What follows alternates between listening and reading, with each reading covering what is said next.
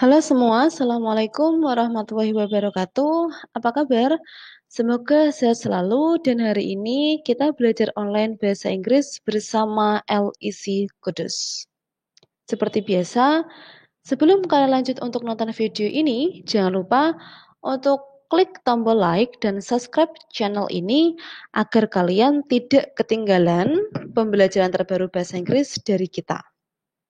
Kemudian ada info juga buat kalian kalau LEC Kudus menyediakan program pelatihan bahasa Inggris yang bisa kalian ikuti baik secara online maupun offline bagi kalian yang berdomisili di Kudus dan sekitarnya. Untuk info lebih lengkapnya, kalian bisa klik link di deskripsi bawah. Hari ini kita akan membahas tentang penggunaan apostrof, how to use an apostrophe. Nah, untuk apostrof itu sendiri, kita bisa menggunakan dia dengan tanda petik atau tanda petik untuk koma atas itu ya. Ada contoh di layarnya. Kemudian, sekarang kita ke pengertiannya. Apostrof adalah punctuation mark, tanda baca, yang digunakan untuk membentuk possessive form atau kepemilikan. Sebuah apostrof akan menyatakan kepemilikan jika S, ada huruf S, digabungkan dengan sebuah nama dalam sebuah kalimat di mana setelah apostrof dan huruf S tersebut akan diikuti dengan sebuah noun atau kata benda. Kita lihat contohnya untuk lebih jelasnya. Di sini bisa dilihat ada contoh dua kalimat yang bisa kita ganti makna kepemilikannya menggunakan tanda baca apostrof. Yang pertama adalah the mother of Lisa. Kita bisa maknakan ibunya Lisa atau ibu dari Lisa. This form is correct in English, but it is not normally used. Untuk penulisan seperti ini betul dalam bahasa Inggris, tapi ini sangat jarang untuk digunakan. Jadi, kita bisa mengganti kata the mother of Lisa, kepemilikan di sini menggunakan apostrophe. Contohnya, Lisa's mother, ibunya Lisa. This is a common way of talking about belonging. An apostrophe with S shows ownership. Jadi, maknanya adalah seperti yang saya jelaskan, penggunaan apostrof, koma atas atau tanda petik diikuti dengan S bisa menunjukkan kepemilikan. Jadi di sini dimaknakan ibunya Lisa. Lisa adalah subjeknya, kemudian diikuti dengan kata benda tunggal atau noun. Ada contoh lebih lanjut di sini. Dave's grandmother. Berarti di sini kita bisa menggunakan neneknya Dave, kepemilikan untuk neneknya Dave. Jadi Dave memiliki seorang nenek, jadi neneknya Dave. Kita bisa ganti dengan Dave's grandmother. Kemudian ada Chris cat, kucingnya Chris. This can also be written Chris cat. Nah, penggunaan Chris cat yang untuk Chris, kemudian apostrof dan S, kemudian cat, bisa diganti dengan Chris cat. Chris, kemudian apostrof tanpa S dan cat. Ini digunakan jika si subjeknya diakhiri dengan huruf S. Jadi kita menggunakan apostrof saja setelah huruf S itu sudah cukup. Itu sudah bisa menyatakan kepemilikan. Atau kalian menggunakan apostrof dan ditambahkan S lagi juga boleh.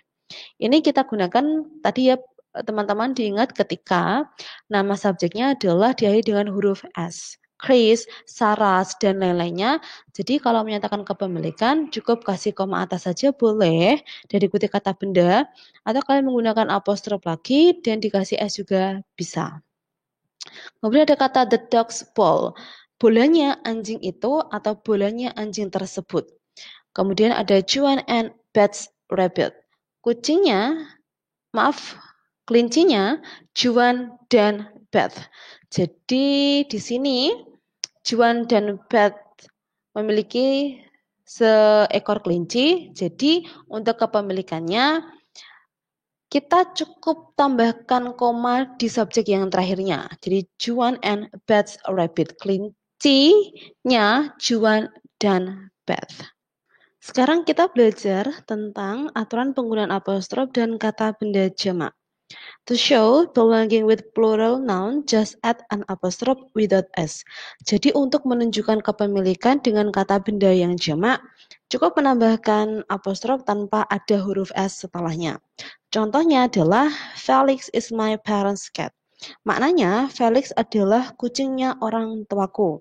Karena orang tuaku di sini adalah jamak dan benda jamak biasanya diakhiri dengan huruf S, maka untuk menyatakan kepemilikan di sini cukup tambahkan apostrof atau tanda petik saja pada akhir kata bendanya.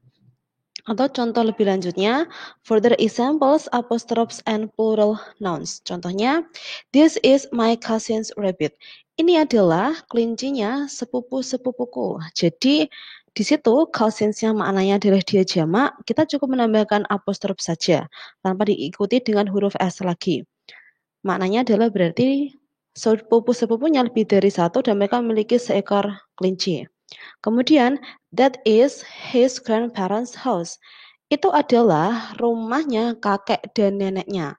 Jadi, makna grandparents di sini dia jamak, jadi kita cukup tambahkan koma atas atau apostrof saja untuk menyatakan rumah miliknya kakek dan neneknya. Contoh lainnya, Rex is her brother's dog. Rex adalah anjingnya saudara laki-lakinya. Jadi karena saudara laki-laki di sini dia jamak, kita tambahkan S dan tanpa menggunakan S lagi untuk menyatakan kepemilikan, cukup tambahkan apostrof saja. Terakhirnya, ada Polly is our children's parrot. Polly adalah burung kakak tuanya anak-anak kita. Karena di sini children itu sudah jamak dan dia tidak diakhiri dengan huruf S, maka kita butuh menambahkan apostrof dan ikuti dengan huruf S setelahnya. Atau gampangnya adalah ketika di situ bendanya diakhiri dengan huruf S, maka kita cukup tambahkan apostrof saja untuk menyatakan kepemilikan. Tapi kalau dia tidak diakhiri dengan huruf S, maka silakan tambahkan apostrof dan tambahkan S di akhir kata bendanya. Kita coba untuk latihan di sini untuk mengetahui pemahaman kalian tentang penggunaan apostrof di sini. Ada beberapa soal sudah saya siapkan di sini. Kita coba untuk rearrange sentences below. Untuk kalian yang coba ingin mengerjakan, silakan di-pause dulu videonya. Nanti setelahnya ketika kalian sudah menjawabnya, kita bisa bahas bersama. Oke, sekarang yang pertama dulu. Ada Uncle Kevin Sharon's is. Maka jawabannya di sini betul adalah Kevin is Sharon's uncle. Jadi Kevin adalah pamannya Sharon.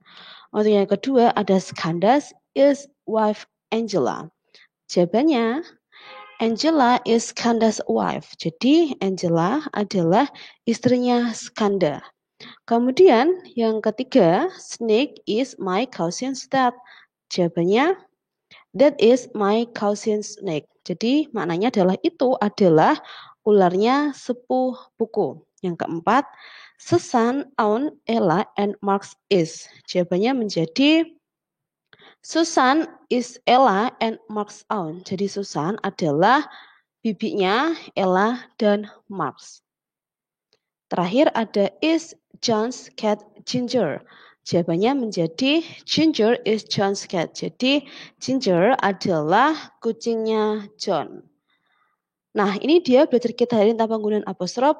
Untuk teman-teman yang ditanyakan, silakan bisa komen di bawah. Jangan lupa klik tombol like dan subscribe-nya. Sampai jumpa di video kita selanjutnya. Terima kasih dan assalamualaikum warahmatullahi wabarakatuh.